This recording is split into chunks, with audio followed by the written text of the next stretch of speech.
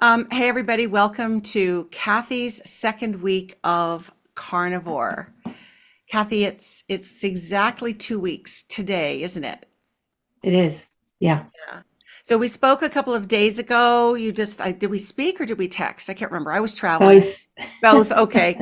That's right, because it seemed like I got a lot of details, but I wanted to save like a lot of the specifics for when I actually was face to face with you.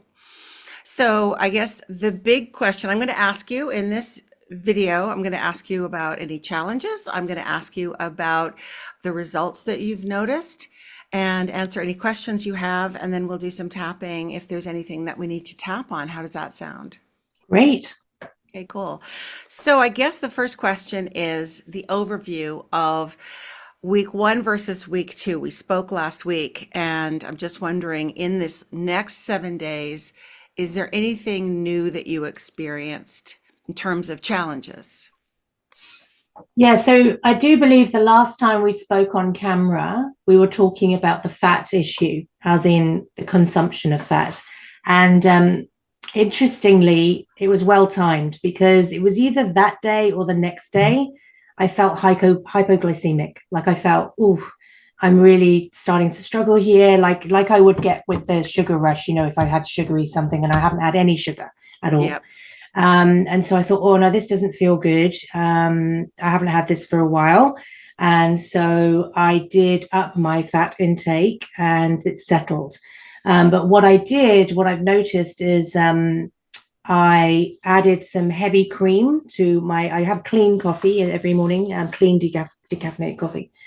And then I put butter in my coffee, Hmm. but I also put a teaspoon of dollop cream in my coffee as well, just thinking, where can I get more fat from? Because the irony is, a lot of the time when you buy the meat, unless you're buying chops, the steaks and things are quite lean. And when you sort of buy them in a pack, you're like, oh, there's not enough fat on this. So it's like, how can I add my fat intake? But interestingly and disappointingly, um, since I've entered the cream back into my diet, my skin is breaking out again. Okay, so it means that you are one of the people. I guess there are a few lucky ones who can handle dairy no problem. Yeah. And then they can get either for craving reasons or because their body doesn't have any reaction to it. And they can increase their fat and they can include dairy, cheese, etc., as a major contributor to their carnivore journey. It's a lot easier to get fat in if you can include dairy, cream, cheese, things like that. But you obviously have a sensitivity to dairy. So it means that that's at least the cream is off the table. Did you try taking cream out and then just using butter instead? I'm doing that now. So it's been about a week of build up of the cream, which I wasn't having excessively, but I was having some in my coffee just to boost that fat intake. Yeah. But I've noticed, actually yesterday I noticed, oh, I can feel my skin isn't clear like it was. Hmm. It's not horrendously, I mean, you can see it's not broken out massively, but I can feel it in my skin. Hmm. So I'll cut dairy out for the next week. So I've just got butter in my coffee this morning. Yep. And then I will see how that goes and make sure that that's the right thing that I'm eliminating. So I won't have cream for the next week and see how my skin goes. Yeah, and some people report that they have good results with raw dairy. If you Mm-hmm. can source raw dairy anywhere, or goat milk. I don't know if there's goat cream available, but you might want to just sort of see if there's like join one of the Australian Facebook groups for carnivore, and you can ask in there if there are any people in your area that have sourced raw dairy or goat milk or things like that, just to kind of see if there are other options. Another Mm. thing is A2 is I guess I know from when I used to drink milk and have it regularly in coffee and so on, there was A2 milk versus the mixture of A2 and A1, which is the milk protein. Are you familiar with the difference between A2 and A1? No. So it's the milk protein. A2 is the milk protein that Jersey cows have. And Jersey cows were the original cows that most people got their milk from. And so as a result, people who don't have problems, just full stop with dairy, can actually do fine on A1 milk, which is dairy milk. And there's a brand called A1 that comes out of, I think it's a New Zealand brand, but it's available in Australia. And it says A2, so that's just milk protein. But also, if you see Jersey on the label and it's pure Jersey milk, then you know that's A1 or A2 milk as well. Milk that isn't specifically A2 comes from a variety of different cows, and it's the majority of dairies in Australia and in the world. And sometimes it turns out that people who have sensitivities to dairy can eat A2 just fine, but they get all the problems and the stomach cramping and all that stuff that makes them think that they have an intolerance to dairy. That comes from the A1 milk protein. I have never seen A2 cream in the stores, so I don't know if it's available, but an A1 milk, it's that the carbs are too high, really, but you can have it on a carnivore. It's just kind of doesn't have very much fat in it because all the fat's been taken out and it's the cream. But if you can get fresh cow's milk, from a dairy in your area, and then there are other ways to do it. I find that I don't miss the dairy because I've gone off coffee and tea.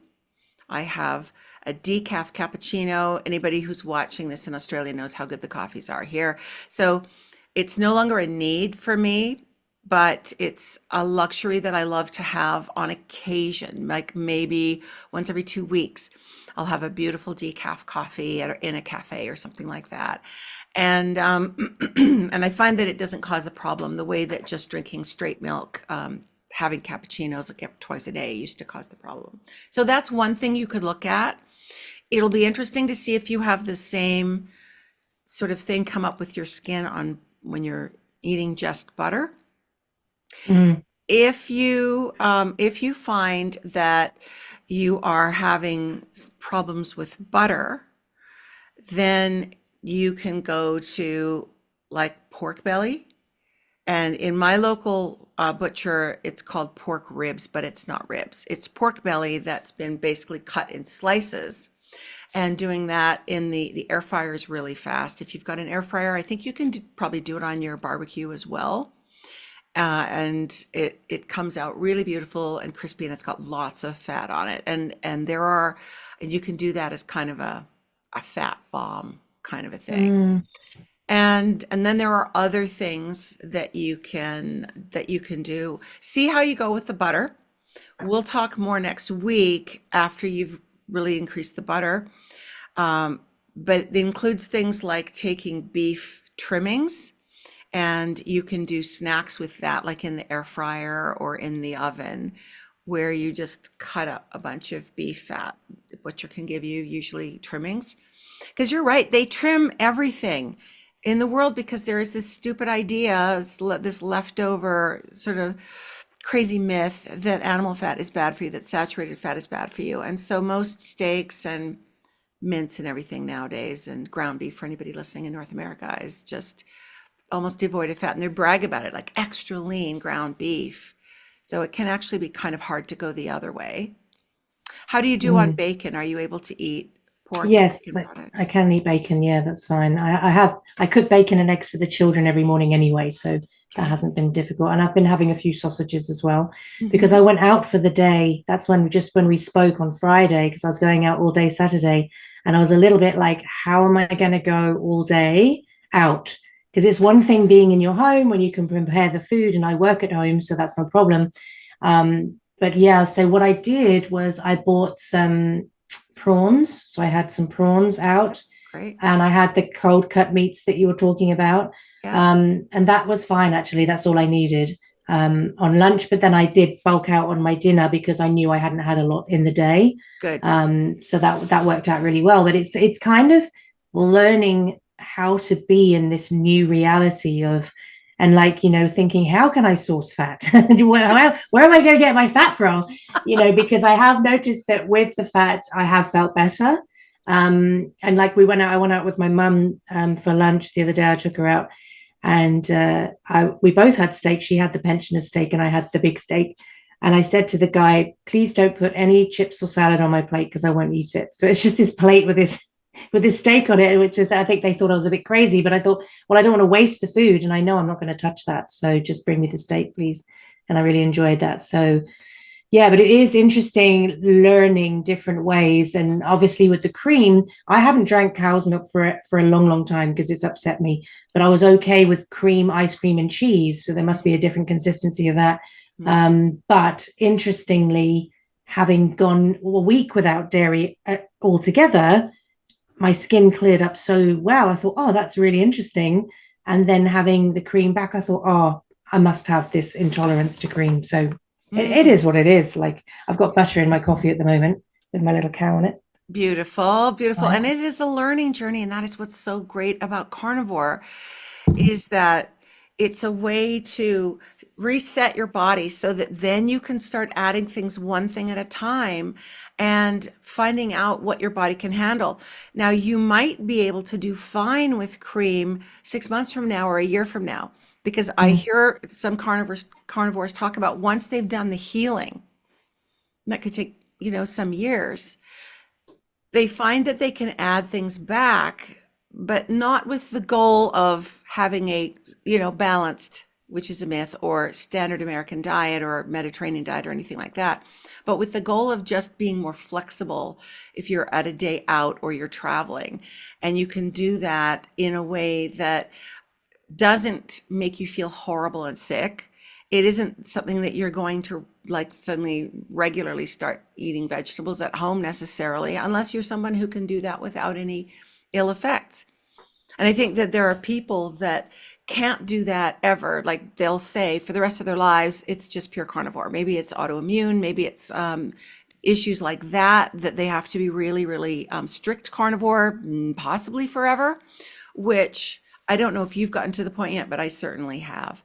That doesn't scare me. Like if that was me and I don't have autoimmune or anything, if someone said to me, you're going to have to be pure carnivore the rest of your life, and you're not going to be able to have any, like even decaf coffee, you're not going to be able to have any sourdough bread, you're not going to be able to have any fruit or anything for the rest of your life, you can't step off the carnivore journey, because of health issues, I'd be like, okay. Yeah, like I tell people it's like this.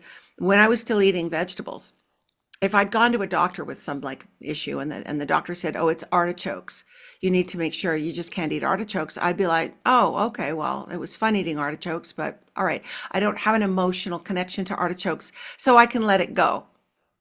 I feel that way about all food now, except meat. I love meat.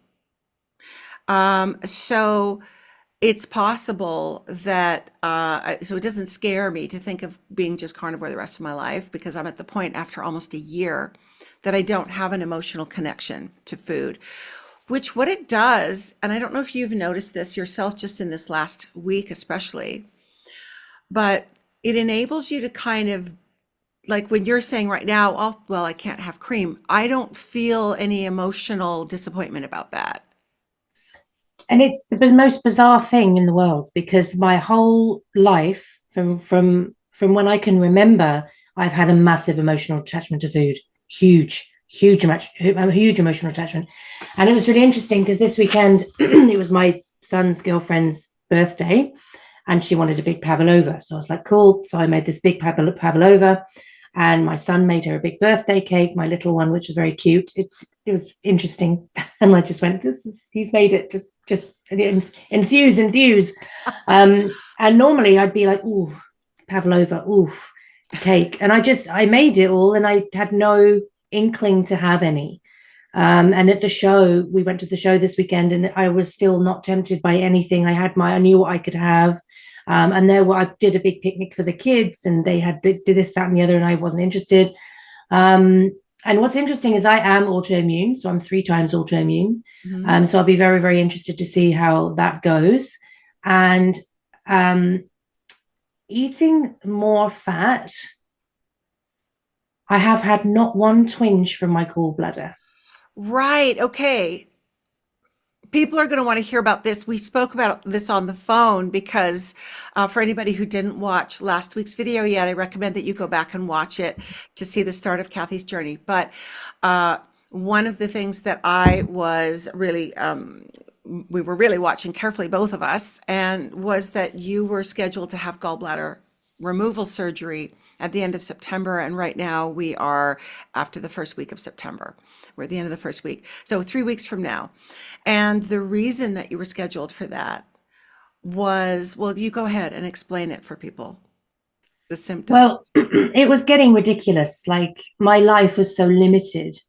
And I was following the directions. And yes, I am overweight. Like I am 100%. I know that. I can own that. And that's lots of different things. That's autoimmune, that's grief, that's stress, that's exhaustion, that's so many different things. We've had a really intense 10 years. um, so I own all of that.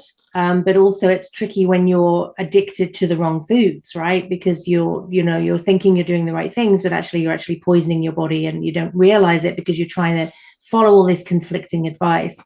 And so what I was living off was a shake for breakfast. What This kind was of shake? this was from the doctor. Like the doctor told me to do this. Oh, wow. So I had a shake for breakfast. I had a jacket potato with tuna and salad every lunchtime, and I had a shake for dinner. That's all you And were if I eating. that's all I had. And if I was deviating from that at all, I was getting really sick.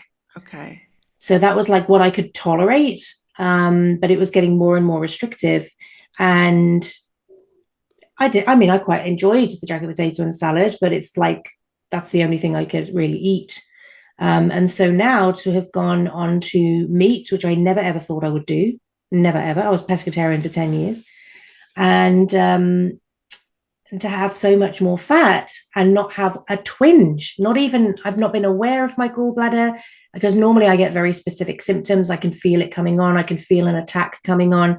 And when an attack did come on, it was 8 hours of grueling pain and just, just not a pleasant experience. Anybody who has had a gallbladder attack, it's really quite severe. On 2 occasions, I thought I was going to have to phone an ambulance. It was that bad. And I was living with that because originally the surgeon said I was too big to operate on. He wouldn't operate on me. Mm. So I lived with it for 2 years, trying to lose weight by eating what I now know is all the wrong things for my body and not shifting anything, eating salads every day and not shifting any weight. Do you know what I mean? Like it was, my body was just going, yeah, I'm not going to do that. And it's been really counterintuitive for me and strange that no attacks, no symptoms, no twinges at all in the last 2 weeks. And how many would you have had in, say, the 6 months prior to when you started carnivore 2 weeks ago? How often would you get these attacks that you're describing as like 8 hours of horrible pain? Well, it started to escalate. So it wasn't this amount all the time, Okay. but it averaged out about one attack a week. So that meant me up all night in excruciating pain. And that once you're locked in an attack, there's nothing you can do. You just have to ride it through. And my attacks would last between 6 and 8 hours. And then I'd have to get up and be mum and be business owner and just carry on with my week, feeling completely depleted and exhausted because my body had been through something so violent. Would you ever have twinges or feel sort of like it was coming on, but then it wouldn't come on prior to when you started carnivore? I guess I'm wondering, you haven't, because you've just said that you haven't even had a twinge of that in the last 2 weeks since started carnivore and way upping your fat and animal protein and so on. Prior to that, in a 2 week period, how many times, I think you've said average about once a week, you would have a full blown attack for like 8 hours, but would there also be days where you would have a twinge or feel kind of like it's not quite right? Yeah. So if I ate after 5 o'clock, I was in trouble. And sometimes you can't help that if you've got kids sport or you've got your kid, one of the kids is sick, or you have to take them to an unexpected appointment or whatever it is, or you've got meetings. So if I ate after 5, I would feel very low because then I would have to probably stay up till midnight, 1 o'clock, keep moving all of that time so that I didn't have an attack. Wow. And there's times when I felt the twinges and I was super tired, like I was ready to go to bed at 8 o'clock, because I do get up early and I have got a full life. And I'd feel it, and I think I can't lie down, I can't go to sleep, so I'd have to walk and pace and move for the next 6 hours, so I could go to bed at maybe 1, but I could go to bed and sleep and not have, if I laid down with those feelings, I would 100% have an attack. Okay, so what's the experience been like in the last 2 weeks in terms of those symptoms? Well, one of the days was long, and I had meetings all day, and then you're feeding the kids, and then I was actually down to score for my kids' basketball game, which is really stressful. And I'm not really good at that, so I don't really understand basketball, but I winged it. I was always fine. But I knew that we weren't going to get home till later. So I got home, I fed the kids. I had some prawns just to put me on because I didn't have time. I had the children's meals already ready. I didn't have time to cook my own meal because I had to get him back out the door again. And so we didn't get home till 8. And 8 o'clock, I cooked my steak and I sat down and I thought, oh gosh, it's 8 o'clock. Like, I felt nervous, but I also knew I hadn't nourished my body properly that day because I just hadn't consumed enough calories. I knew that for sure.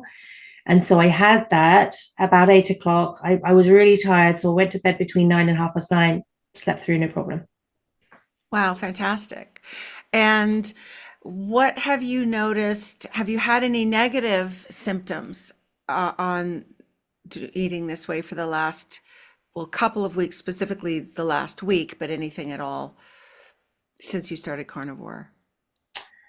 I've had a little bit of like trapped wind in my ribs, Mm-hmm. which I've just shifted and moved because it's actually quite painful when you've got that, and that's not something I get very often. Mm-hmm. So I've been aware of that, but it's not been horrendous, just a few twinges. Mm-hmm. And there's a couple of times I did feel nauseous, Mm-hmm. The but higher fat, probably. probably. And I think as well, there is a psychological element to eating the fat.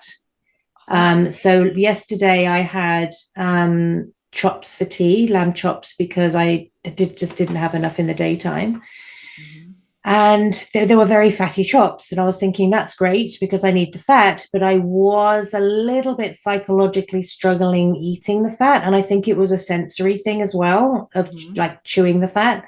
So that's been interesting. It didn't stop me because I knew my body needed it, but I was aware of it. Yeah, okay. Those are things that we can tap on, by the way. I'm just going to turn on my notes, my iPad here. Um, so before we do that, before we dive in and tap on that, what are the positives that you've experienced in the last, especially week, but 2 weeks overall? Well, when I started, I had about an inch and a half, 2 inch muffin top off my jeans, and my size 20 jeans, so I am bigger. Hmm. Um, but now I've got like an inch. I can pull my jeans out an inch, and there's an inch gap. So I'm not quite ready to go down to the next size. Hmm. And I'm actually not in a rush to, which is the first time Good. ever. Like That's in the so great. past, I've Oh, dieted and thought, how quickly can I do this? How quickly can I get this? And now I don't feel that. And I think the biggest two benefits for me. Number one, the chatter has shut down in my head, which I never ever thought would do. I always thought I had to overcome that. And I always thought there was an emotional core to my overeating. I thought there must be some trauma because I'm a trauma specialist. I thought there's got to be something unresolved here. And actually, I feel totally calm about food now, which I never ever thought that I would. It's like, it's just quiet. It's quiet. I'm not thinking, oh, can I have some chocolate? Can I get away if I measure this? If I measure twice today, can I like have nothing tomorrow? Can I, all of that sort of the conversations that we have with ourselves when we're in this yo-yo, which diet should I follow? That one seems good. She's getting results. That doesn't, I can't sustain that because I struggled being hungry. Like my brain can't function. I get depressed. I get brain fog.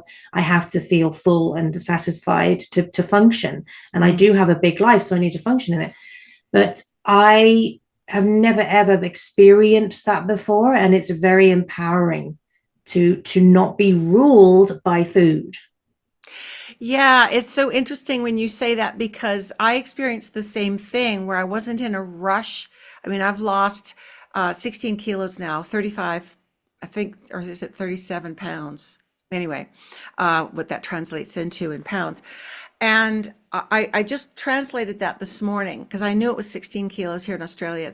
It's all kilograms. So I did my little conversion app to just see where it was at, and I was shocked. Yeah, it was like 35, 34, 36 pounds or something. And I went, what amazes me about that is that I feel like that just happened in the background. Mm-hmm. I wasn't watching it go Mm-hmm. down in a really vigilant way. I mean, I had to throw clothes away.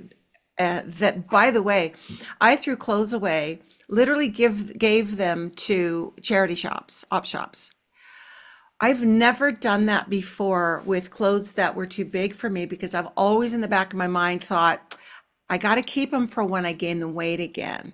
Mm-hmm. Mm-hmm. I just knew that I will never wear these again. And I don't know how I knew. It was just, I just knew, okay, I need to make space in my closet. I will never wear these jeans again. Off they go. In fact, I've just gotten rid of another couple of pairs of pants. So there was that where my focus was on healing, but also I think my body just, my brain felt so good for the first time in my life.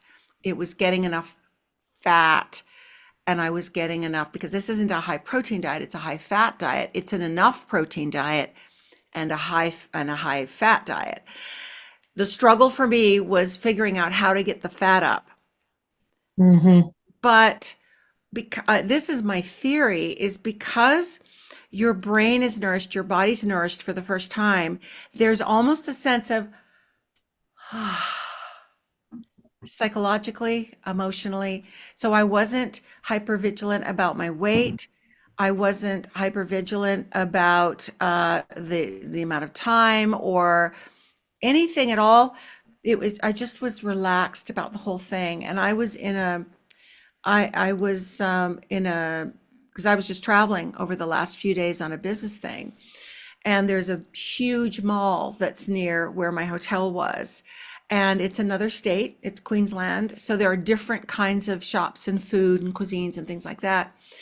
And then this beautiful kind of restaurant area with all these great little sidewalk restaurants, and they all have cool, interesting decors, and they've got their menu out front.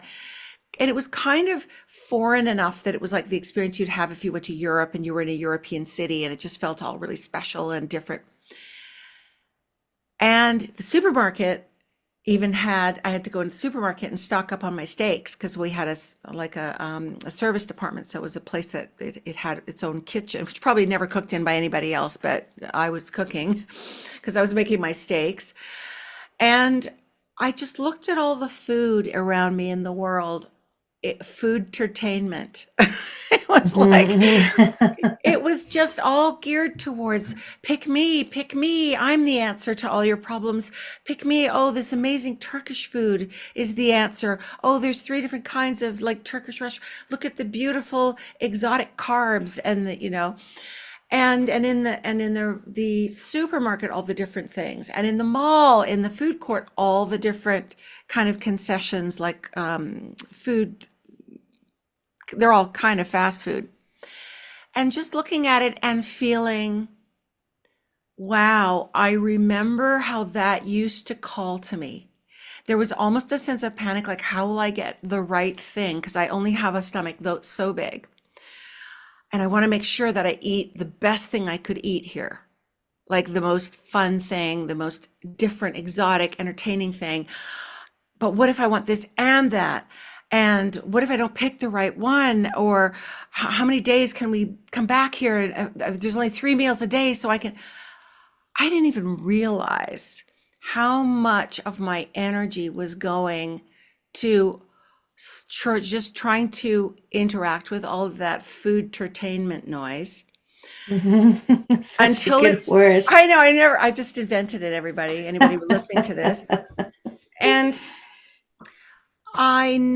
you don't realize that it's there until it's shut off. I was Yeah. tormented by the choice and variety and volume of food experiences in the world. And this feeling of, I don't have the capacity to do it all, and I'll get enormous if I try, was actually stressful for me Hmm. because I believe my innate hunger from the lack of nutrition I was getting and from the vegetables that I was eating, having compounds that were blocking the absorption of the nutrients in the food I was getting. So even when I thought I was eating really, really healthy, eating balanced, eating well, etc., I was at a low level of nutritional deficiency and certainly with fat. So I feel like that was driving my excitement about food. It was this, my body going, yeah, eat that, eat that, eat that. My body just going, eat something, I'm starving. And it translating into my brain as I have to pick, what's the most enticing, interesting thing, and how do I eat the most, and how do I not get fat while I do it, and how do I make sure I pick the right one because I'm only here for 3 days before all this exciting food is gone and I'm back in my town where everything's like the same. And I just really feel so bad for my previous pre-carnivore self because the torment, it's torment. It's just low grade torment all the time. And I'm walking around looking at it all and just thinking, how do people navigate this? And none of it appeals to me now. All I'm looking for, we ended up having dinner at this Turkish restaurant because it had baby octopus that were not battered and fried, and it had lamb, beautiful lamb chops that had been marinated but not in sugar. So they were just grilled, but they had like a gorgeous flavor to them. But I mean, lamb's delicious anyway, but it didn't have a lot of other stuff. And I just said, don't give me any of the sides. What I love is increasingly people are not blinking at that. They just go, Yeah. not even the salad on the side, because they're used to people doing keto and low carb and stuff. And you say, not even salad, I don't even want that. And they go, okay, because in restaurants, they will have encountered carnivores and people that are zero carb. And that means no salad either. So that's getting easier, and maybe not where you are, but certainly in this tourist destination that I was in the Gold Coast the last few days.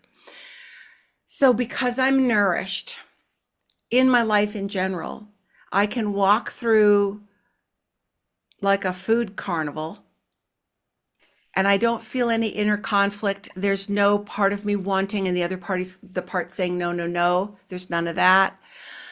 I just think, oh my God, I'm so glad I had a big juicy steak this morning. And when I'm hungry again, which won't be for like 4 hours ish, I'm going to have something else fatty and juicy and delicious and meaty. And I feel so much peace. And it also enables me then, when you're coming from that place of nourished and peaceful inside, then you can do things like say, I wonder what it'd be like if I cut out this particular type of animal, like, to see maybe, I wonder if I'm having a reaction to pork. I wonder if I'm having a reaction to cream. I wonder if I'm having a reaction to butter. And then, because it's not an emotional threat to have that thought, because you're feeling so Yeah. nourished. Well, I just want to be at peak now. And it's so interesting what you're saying, because the second thing that I was going to say was my anxiety has gone to a very, very low level. Like Talk about I, that. I was having massive panic attacks in the middle of the night. I mean, I've got a big life. I've got big responsibilities. I take my role seriously. Yeah. And I want to show up as strong as I can for everybody. And I'd wake up with the magnitude of the responsibility that I hold and, having panic attacks about it. And then waking up and being fine and being all boss, ready to go again. But in the nighttime when you're vulnerable, and I haven't had that. Like I feel steady, I feel strong, and that I've been through some massive things with the family over the last couple of weeks, and I just cruised through it like really strong, really steady. No emotional charge there. I was completely in control. I mean, my son had a car accident, and the next day I felt a little bit emotional because at the time I was dealing with everything and making sure he was okay and his girlfriend was okay and doing all of the logistics. And the next day it hit me a little bit that was quite serious, and I'm really glad that he's okay. So I felt a bit emotional the next day, but I didn't feel anxious. I went into a massive meeting with a load of leadership. I never felt anxious. I never felt emotionally charged. I just was solid. I was firm. I was kind, but I was really like feeling super, super calm. And so that's been life changing. The being able, like, shutting off the noise, and also my emotions have been so much more regulated and solid. That's really powerful when you live a big life and you're having to make decisions all the time, and you're leading people and you're doing all of the things. To show up and feel solid and steady and ready to go is pretty monumental. I think that's pretty amazing, and I've never ever had that before. And I've never, I mean, I can't believe, and I'm still trying to get my head around it, that I basically quit sugar and carbs overnight with no repercussions. That isn't normal for anybody watching. It happens, and Cathy is one of those examples, but that isn't the norm. And when we were talking the other day, I think I told you that I think it's because you really had hit bottom in terms of Oh, your health. And so there was really so nowhere to much go so. but up. And Yeah, have you had any other, let's talk poop, because that's, we're all carnivores here. Um, you had said that kind of in the last video that the normal for you was really kind of diarrhea and just really an upset bowel. And totally. Yeah, and three or four times a week, and unannounced. So I yeah, wouldn't oh have yeah. cramps. I wouldn't have anything. I'd just be like, oh my gosh, and Yes. I need to go immediately just because of the pressure. Yeah, yeah. But that was really hard to live with because you can be anywhere and you're thinking, oh my gosh.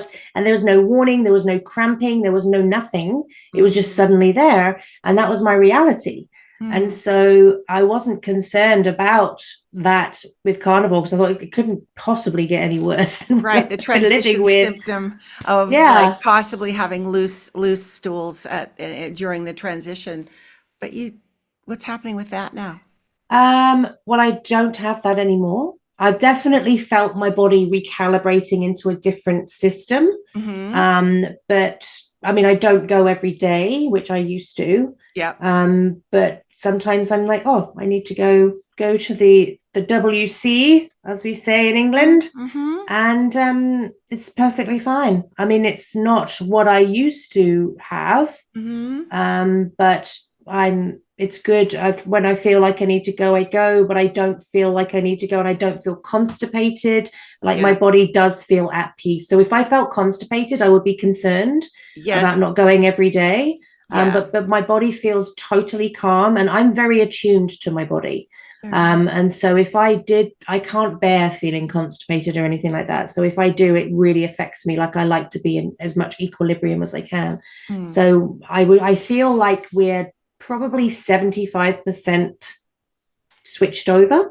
Mm-hmm. Um, and that's great. But I feel super calm, and that peace that you were talking about, I do feel very peaceful in my body. And that's peaceful in my body, peaceful in my mind. And interestingly, when you were talking about the clothes, my wardrobe is fit to bust because I've got every size you could possibly think of for every season that I've refused to throw out over the years. And now I genuinely think I'm going to get to my target. I don't know when, I'm not in a rush, but Exactly. I know I'm going to get to my target. And then I know I'm going to have such a great time with my girls going through my closet and throwing out the things I don't need anymore that aren't my style, because it's horrible when you're bigger and you go into a shop and you go, what would fit me? Yeah. Not what do I like, what would fit me, right? So you're going and then finding the options that would fit you and then going, which one could I get away with? Do you know what I mean? And I'm really looking forward to hitting my target, which interestingly, I'm not thinking it's a weight now. Yeah. I'm thinking it's a body shape. It So is. when I reach my body shape that I'm happy with, Yeah. but I'm not obsessed with the weight anymore, which is also very liberating. Although I did weigh myself Oh, yesterday you because I knew did? we were going on. I'll tell you Oh, at the end what I was. oh, okay, everybody, hang tight for that. I can't wait to hear that. Couple of things. The clothing thing, first of all. I did some shopping at that amazing mall. And so the food entertainment didn't, it just bounced off me, but the shopping entertainment was a different thing because I saw some things and I went in and tried them on. I'm still trying to wrap my head around the fact that, so I bought this sweater. It's a small. In Australia, because this is an Asian country, basically, when I first came here from California like 18 years ago, I was used to those kinds of sizes. And if I was a small, medium, large, it was always like a medium, medium, medium in America, which is kind of a size 10, 10, 12. That's kind of historically what I was. Might kind of go up a little bit, but it's really in the last kind of 18 years that I started going up higher and higher and higher. When I got to Australia, because it's an Asian country, what that means is a lot of the sizing is shifted down. The population's a bit smaller. So if I went to Japan, for example, I'd be a size XXXXL, because I would not be considered normal size because I'm quite tall and broad shoulders and everything like that. So in Australia, I have been XL for most of the time that I've been here, maybe an L, but mainly XL. Sometimes XXL if I want something to be flowy and kind of feel like flowy and nice and not be like tight on me. And I still am, I literally keep thinking, no, I must have made a mistake. But then I think I bought things from 3 different manufacturers. And I was a small in every single one. I've gone down another jean size. So I'm now a size 10 in Australia in jeans, and I was an 18 just over a year ago. Mm. And I kind of like, do you know what I mean? Like I'm trying things on that, like I would try on the medium and go, this feels a little bit too, like the sleeves are too long because it's hanging on me too much. And I would say, can you bring me a small? And every single time I'd walk out, my friends would go, oh yeah, that's the size. That's the right size for you. And I'm thinking, this is a small. How am I wearing a small? Because I think I still see myself as a larger person, not in a negative way. I don't mean I'm loving my body right now. I've never loved my body before in my whole entire life. I absolutely love my body, not in some objective measure. I mean, I'm 63 and and I've got wrinkles and I still have like rolls and adipose fat and stuff in places that I'm not worried. I know it'll go. One day I'll look down and it'll be gone. And I'm not monitoring it because I'm having so much fun just having a body that I'm friends with. I'm moving. My body likes me now because I'm feeding it really well. It's like if you have a pet that you start treating really well, the pet will be like, now I like you. That's how I feel like my body likes me now. And I am loving my body. And so, yeah, that's really fun. Suddenly having these sizes that I can wear that I couldn't wear before. But the other things I want to check with you, a couple of medical things, because we're being all responsible. So you called your doctor's reception and you said, I want to postpone my gallbladder removal for 2 months. And the doctor can call me. I'm willing to discuss if he has a problem with that. He still hasn't called you back about that. Correct. Your husband was concerned because he was like, I can't watch you go through the pain I've watched you go through when you have an attack. But now he's on board because he's seen you haven't had an attack. The symptoms are gone. If the symptoms are gone, there's no need for the surgery. So on this journey following you over the next 8 weeks, we're going to be hopefully watching you arrive at a place where you might not have to have the surgery at all. Because that's my hope. That's the hope. So that's what we're hanging in there and watching for. But also you said you were going to only weigh yourself about once every like month or so, or take measurements. So you said, are you ready to tell us you've weighed yourself? I weighed myself, and in the 2 weeks, I've lost 6 pounds. Wow. Okay. Kilo wise, what does that come to? 2 kilos? It's about 2 and a bit, something. 2.3 kilos or something. Okay, let me find out. But I was working out that if I just consistently do that, Mm. that's about a stone a month, which is pretty good. Like, that's And it pretty won't be awesome. consistent because what'll happen, 2.7, 2.7. yeah, 2.7 kilos, because what'll happen, and you're priming right now too. So you're on purpose eating till you're comfortably stuffed. Is that correct? You're still doing that? Yeah. Yeah. Hmm. So some people gain weight on priming. So the fact that you've lost, if you hadn't been priming, you probably have lost more. Not that we want that, because priming is very important. It's so important to set you up so that your metabolism is able to recover from all of the yo-yo dieting and eating, the insulin resistance and things like that have been going on. So that's so awesome that you're priming. You're at the end of 2 weeks. You don't have to keep priming if you don't want to, but it's not a bad idea because you are still losing. It might be that what you think of as priming is really how you normally should be eating, Mm. just because of like, how strange it is for you to eat fat the way you're eating it, and to give yourself permission to eat enough food. So you know what I mean? Like do you feel like you could keep eating the way you're eating? Because I was priming so hard that I was relieved when I got to my 2 week period and I went, oh, now I can just eat when I want to, as opposed to making myself eat 3 meals a day. And I went to two mad, so 2 meals a day. And I kept losing weight, but it was a lot slower, which I'm fine with because it wasn't about losing fat to shrink down instantly. It was about taking myself off the trajectory that I was on, which was just keep getting more and more fat on my body the older I get, Mm. to now trending in the direction of optimal health. But I'm just wondering, for you, do you feel like when you eat to comfortably, are you eating 3 meals a day? Yeah. Okay. And are you eating beyond when you're comfortable, like you're eating to comfortably stuffed? I would say comfortably full. But I Okay. feel as well that I don't think you could, I mean, possibly you could, but I don't think I could overeat on this particular eating way of eating because you can't overeat. You can't force yourself to keep eating the meat. I feel for me. So when I feel like really like, yeah, that's awesome. I'm full. I'm comfortable and I don't think about it. I don't think about what's next. I don't think about dessert. I don't think about anything. I'm just like, I'm good. I've fed my body. I'm good.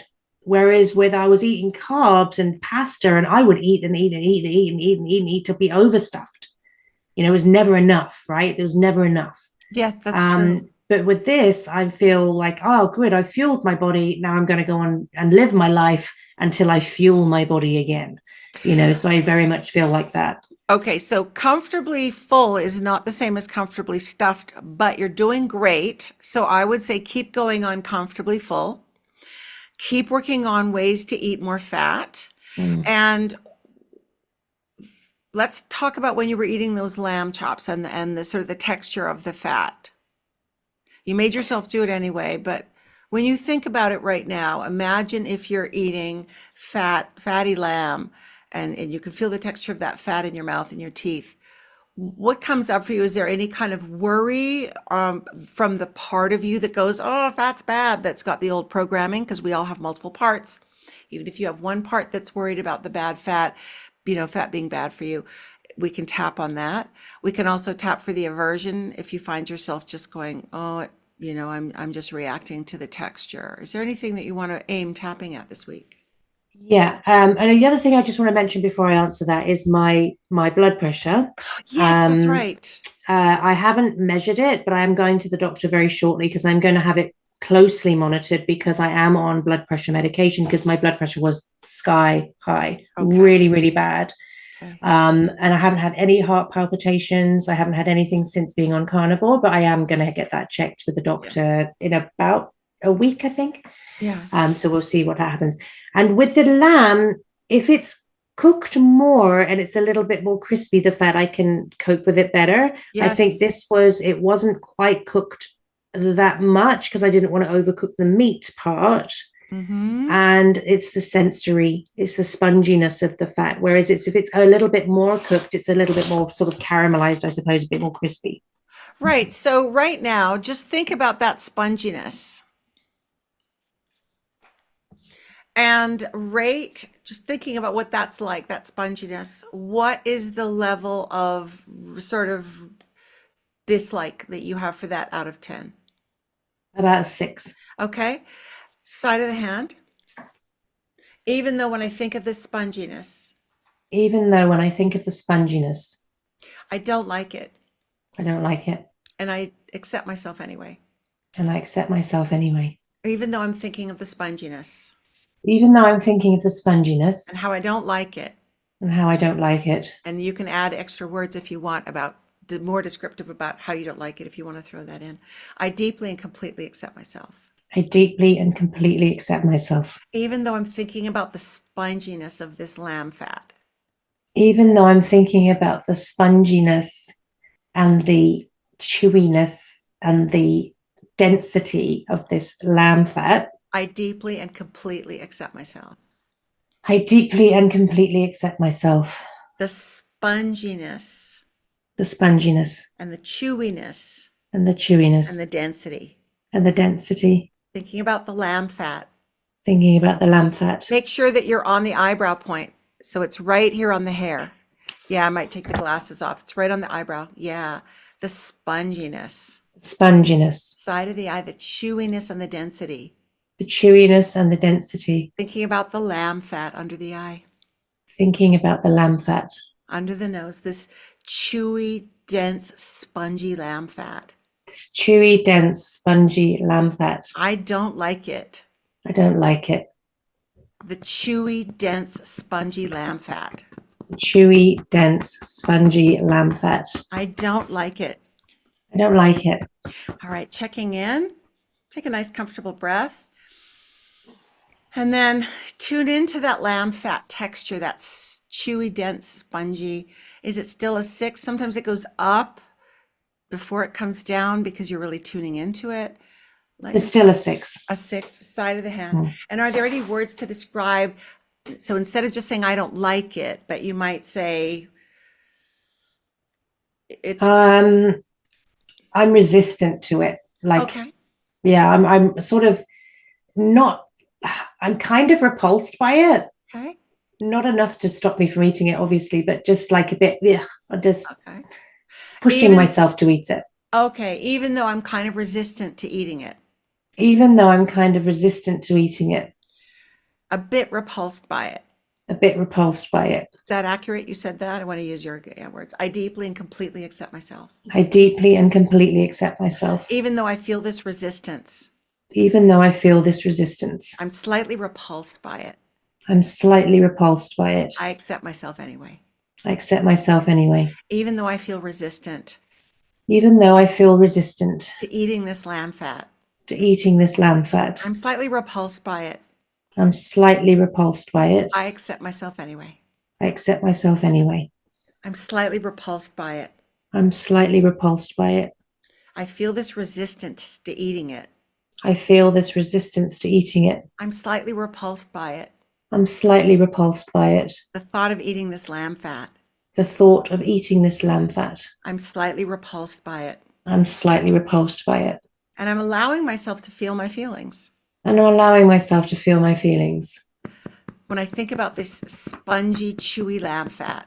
When I think about this spongy, chewy lamb fat. I feel this resistance to eating it.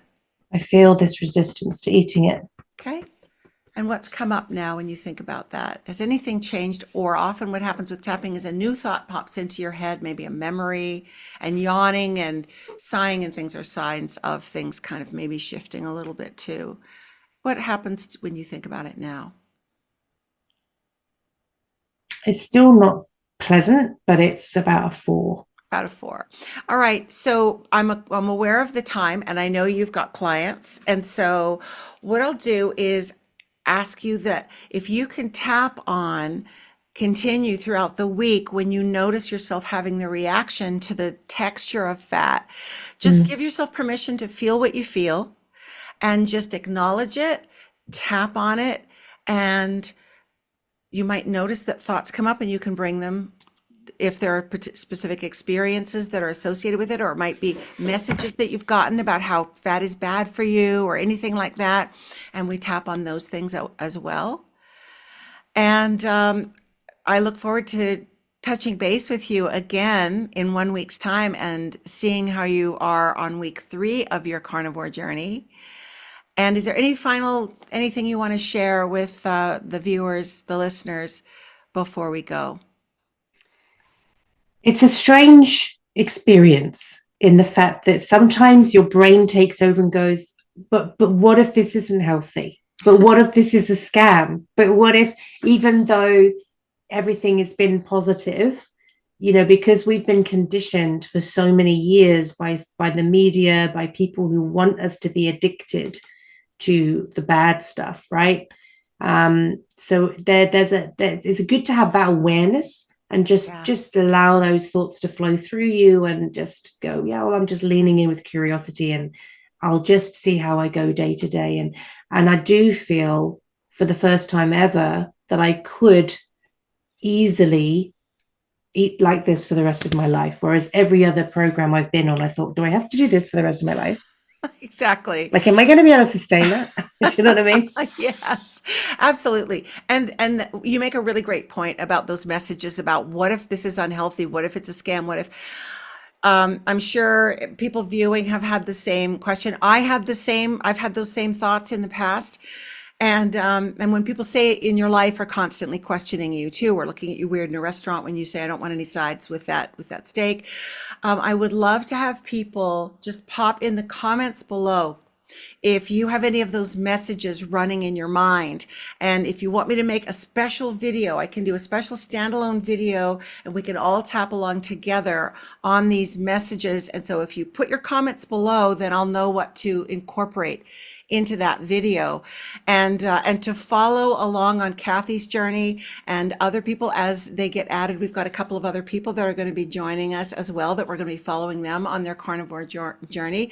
Please like this video and subscribe to get notifications, and come back next week when we continue with this Cathy's carnivore journey, and we will see Cathy for week 3. Thanks so much again for joining me today, Cathy. No worries. Thanks for having me.